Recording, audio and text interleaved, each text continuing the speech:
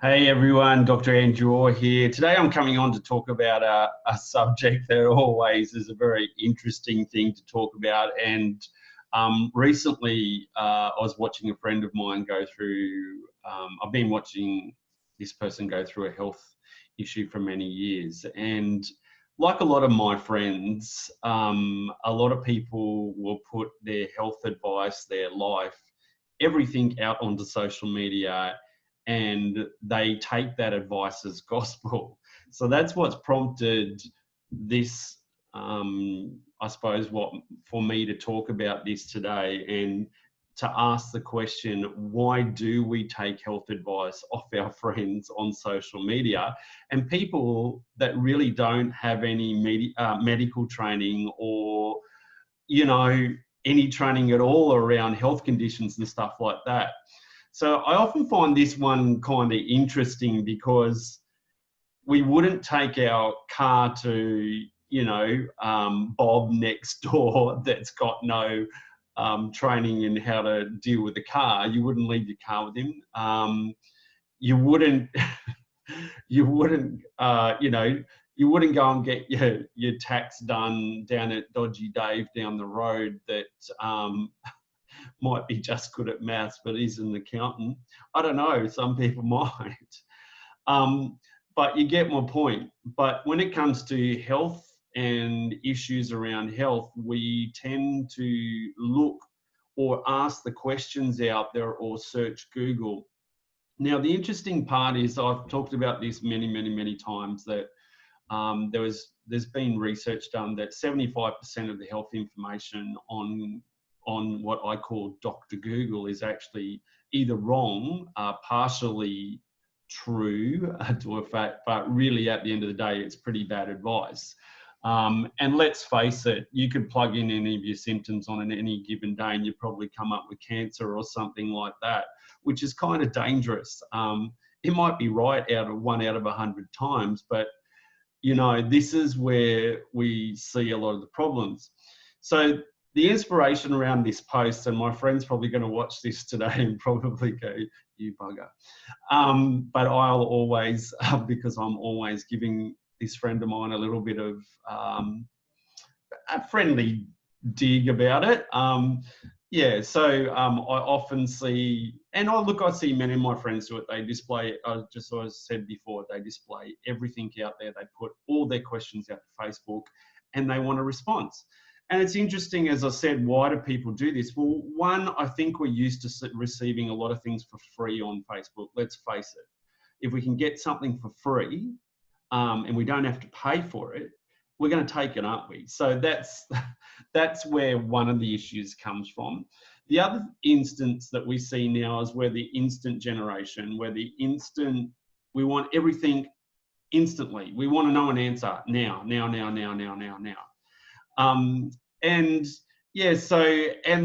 And then we might think that amongst our friends, there could be someone out there that might be able to give us a little bit of information. The reality is that 98% of the people that are probably on your page, except if you're are a doctor or a healthcare practitioner or something like that, are just going to be general public or Mary, Jane, Joe, whatever, down the road, and are really not going to have much health information at all. The other thing I say to people is that while people do have certain conditions and health conditions and diseases, and they live through it and they know a lot about it and they've researched it and they've done a lot of education on it, having a disease does not make one an expert. I say that, that I have asthma and have a pain condition and so forth as well, but it doesn't make me an expert. Yes, because of my training and years of study and things like that. Generally, I know a lot about it, but it doesn't make me an expert. So when I need to go and have things done, I go and see my ENT, or I'll go and see my respiratory specialist, and or I'll go and see my GP, or I'll go and see my chiro, or wherever I go to, because I want to see someone that's an expert in what they do, because that's what you're meant to do. So the long and short of it is that a lot of us are getting really, really, really bad information.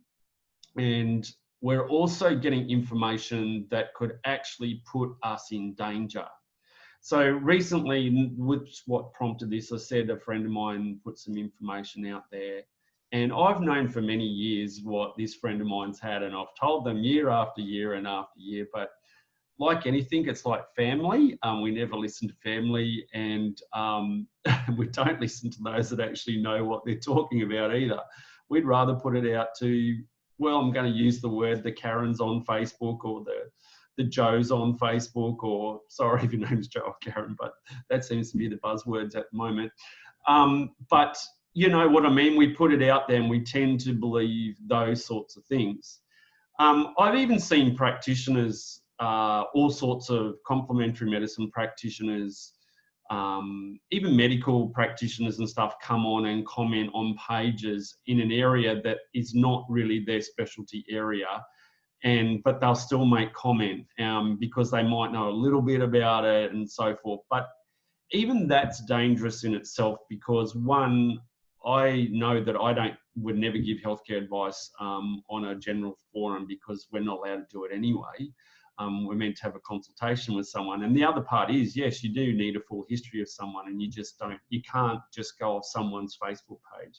It's actually, it's dangerous. So that's what I could say, because interesting, I was saying, you know, that prompted this, and again, my friend's going to be sitting there shaking their head. I can't believe you're talking about this. Yes, I'm going to rub it in again. The thing is, this friend of mine for many years has been feeling really, really unwell, and, you know, fatigued and run down. And I don't want to go into the back. I'm not going to talk about it too much. But I know they'd have an underlying gynecological condition. And for years, I know she's put out there many, many, many times. And for years, there's always, this friend of mine's gone from person to person to practitioner to wherever, tried God knows what, snake oils, you name it.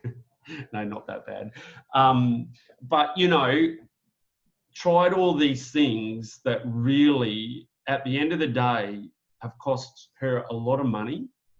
They weren't the right treatments. And also, by not being the right treatments, it's made her live with a condition for years and years and years. And to a point, I know I've listened to this friend of mine cry and in tears, why am I so tired? And I'm like, told you what it is.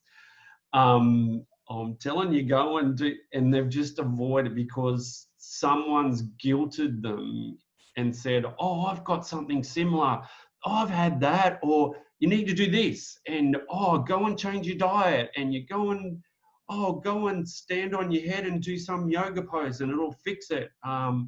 Or take this U-Butte multivitamin that I found, or oh, my friend does some multi-level marketing and they've got this cure-all. You take this thing and it fixes everything. And look, I can understand, because people get to a desperation point. I see them come into my clinic daily. They get to a desperation point and they will try anything. Because let's face it, I know when I was in pain, I would try anything. I would tell people if dirty dishwashing water would help, and you could prove that it helps, I'd go and do it. I'd go and drink it, if you get my point. But this, as I was saying, getting back to this friend of mine, I've seen them struggle day after day after day. And from people, even some of them were healthcare practitioners, were naturopaths and all sorts of things, that really had no specialty area. And even some GPs and all kinds of stuff. And it's not, again, not to put anyone down, but it's not their area, right? It's like me, I don't do mental health, or it's not my area. My area is reproductive medicine, women's health medicine, pregnancy, to do anything to do with female health, reproduction, pregnancy. That's it. That's my area. I stay within those guys because that's my scope of practice. And really, any healthcare practitioner should remain in their scope of practice, but there's a lot of practitioners, medical and complementary medicine, probably more on the complementary medicine, that work out of their scope of practice and push the boundaries of scope of practice daily. Now, when a lot of them go through college, they're just like general practitioners, whether you're a medical or you're a naturopath or something like that. They're just general practitioners. They don't have a specialization. They don't do postgraduate training unless they go on to do it. But in there, when it comes to women's health issues, they would probably learn one module, which might take a couple of days, if that, on a certain area, just like GPs do. They have to know a little bit about everything, but they're not specialized. And again, that's not to put, because we need GPs, it's not to put people down. I just need to make that very clear. But what I'm trying to do is make a point, is that when you've got an issue, sometimes you need to go and see someone more specialized.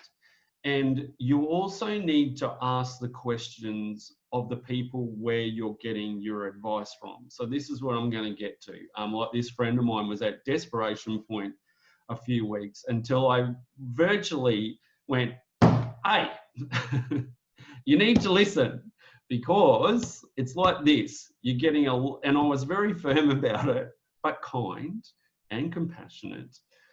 But at the same time, I had to sort of go, hey, you've been unwell for all these years. You've tried this, and multitude of all the things. I mean, all the things. And none of it's working. So you can't keep doing that, because that money that you've spent over the years could have been spent on what you need to do now. And unfortunately, you don't have the money to do what you need to do now because you spent it on all this rubbish over here. And again, I understand where people get to, but it's also, there are a lot of people out there that will take your money and like, oh, I've got the cure-all for everything as well. So it gets back to this. When you are on Facebook, like I said to my friend, where are you getting your advice from? Oh, from this person. Okay, who is that person? Oh, my friend down the road. Oh, but they said they had something similar. But who is your friend down the road? What qualifications do they have? Oh, well, they're an accountant. Oh, an accountant giving you health advice. Okay, but there's a nutritionist. Yeah, okay, you've got a nutritionist. Okay, have they done postgraduate training in women's health medicine or something like that? No. Okay, so that's out of their scope of practice. So while diet and lifestyle and all that is good, and you know that will be part of your overall wellness management and stuff like that, it's not going to treat your condition. Oh, but I saw someone else. I saw, local, someone. Oh, actually, I don't want to name any modalities, but you get what I'm trying to say. You've got to ask the questions of the people that you're seeing, whether they're general practitioner, whether they're a chiropractor, an osteopath, a naturopath, nutritionist. What is their background? Are they do they have a specialization or a special interest in women's health? Do they have postgraduate training? Have they actually done a master's degree or something in women's health medicine where they've actually focused in on women's health medicine and actually have the training? You have to ask the questions. It's funny how these days we are so skeptical about everything else in this world at the moment, from COVID right through to the whole lot. There's so much skepticism and all kinds of stuff out there. And we're skeptic about all those little things. But when Joe or Karen from Facebook pops up and said, I can help you, you don't ask the question. We'll accept that as gospel. So again, because they're your friends. Oh, okay. Oh, yeah, I'll try that. Yeah, fine. Yeah, okay. Will it work? Did it work for you? Yeah, it worked for me. It worked for me. Yeah. And you'll believe it. But really, that person's got no training, if you get what I mean. So it's about really asking the questions now if you're skeptical about 5G or COVID or whatever that's going on at the moment, you can, because a lot of people are, and it's all the conspiracy stuff. But when it comes to our health, we don't ask the questions, and we need to. And sometimes it actually means, getting a second, third, fourth opinion, because again, you might see someone who it isn't their area.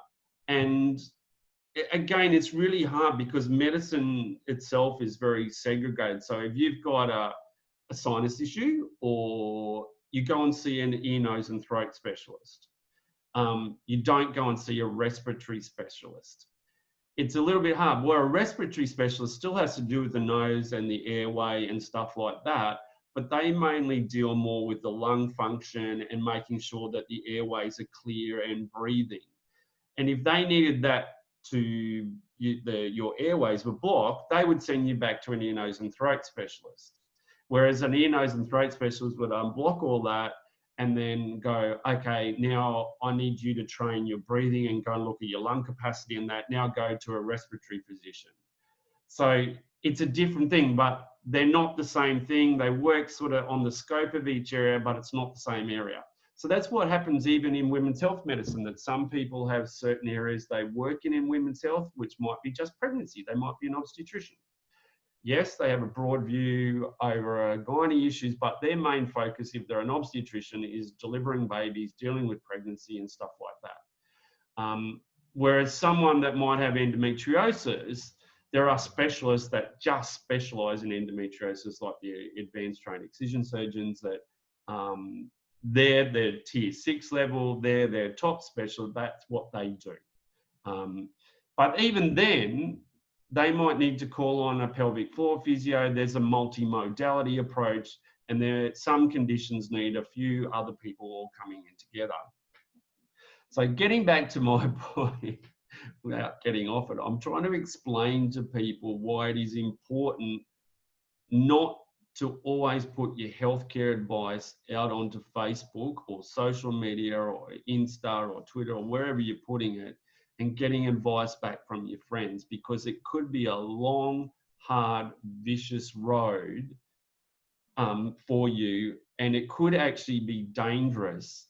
And for some people, it actually could be fatal, because they might have a condition that if it had been caught early enough, like cancers and things like that, or heart disease and all kinds of things, that could end up killing you in the end because you've left it too long, because Karen from Facebook told you that if you took this wonderful product that it's going to cure you, or blah, blah, blah. So that's what you have to be careful of. And yes, I know what people are going to come on and go, yeah, but I've seen this and, nothing's worked and blah, blah, blah. I understand that, because I see people come in here and I often have to shake my head and go, what have these people been doing? Who have they seen? My God, But at the same time, what a lot of people don't see is that I also see some people that they're their own worst enemies too, and they're not following through with their treatment. And they'll go to one person and they'll try something for a week and think their 10-year disease is going to be fixed in 1 week and one worth of one treatment. It doesn't work like that, and they don't follow through with the adequate treatment to see the treatment plan out, and end up going around, and getting one treatment here, one treatment there, one treatment there, and then just keep going around and round and round and round in circles and never getting help. So I see that side of things too. But I also see the other side of it too, where people have just seen the wrong people. And, that's unfortunate as well. And it's like every profession. Every profession has people that aren't so good. It doesn't matter what area of field or expertise you do. It's the same in the health field. There is good and bad, unfortunately. And yeah, that's just how it is. And I won't say any more about that because I'll get into trouble. So again, coming back to the main issue, just be careful when you put your health advice out onto social media and ask the questions, because there will be people that pop up and everyone thinks they've got a cure, and everyone comes from their own experience and blah, blah, blah. And you've got to remember is that what works for one person may not work for another. That's why when you have a condition and it requires individualized care, and someone sitting down going over your individualized symptoms, because everyone is different. We might have the same disease, but a lot of diseases present with different symptoms, and they can get missed very, very easy, like this friend of mine, who's nearly at the point of, you know, it was at the point of desperation and not being able to cope anymore. And it's always distressing for me as a friend to see people suffer. And this person was suffering. I mean, really suffering. And I remember the date that this posted up and said, well, I've found out what's wrong with me, and then said, guess what, you were right. And I'm like, hello. Of course I was right on this one. This is a women's health issue at its best, you know, like I know exactly what's this. But even then, there was people, Karen and Joe and Billy Bob and whatever on Facebook still popped up and said, oh, I've got a cure for that. There was no, this condition, there's no, all you need to do this, this, and this. And I'm like, she's already done this, this, this, and this, and this, and this.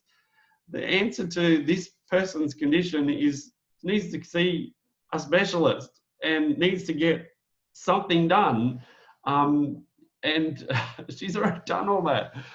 Anyway, so I hope you get the point of this, but the long round of it is that don't take your advice off Facebook, please, or social media. Please go and see a healthcare professional. If you are struggling with a health condition, you can always book an appointment with me to go over it. You know, you call my friendly staff, they'll be able to tell you if I can help you or not. But, you know, if not, there's a network of practitioners I deal with as well, and I might be able to find someone in close to you if I can't help you. And that's the way I work too, is if it's not in my scope of practice, I'll find you someone that will help you. Or maybe I would partially help you and guide you and help you part of the way, and then work in liaison, because I work with a lot of in a symbiotic relationship with a lot of other practitioners that I know and trust, and we all work together, and they do the same with me. So again, beware putting your information out onto social media, because it might cost you in the long run. And God forbid if it got to a point where that same condition that you've now 3 or 4 years on could actually be at a point that you can't be helped now, or, you know, you're not going to get the same results you would have got if you had treated it 4 years ago, you know? So that's another thing. The longer you leave something, the worse it gets, the more damage it does inside, the harder it is to be able to treat it. And sometimes it's then not treatable, or you're only going to get minimal response from treatment because the damage it's done is that bad. All right, take care, everyone. I hope you understood where I was coming from. And again, just always see a healthcare practitioner and someone that's appropriately qualified when it comes to treating your health, not social media or Dr. Google. Take care.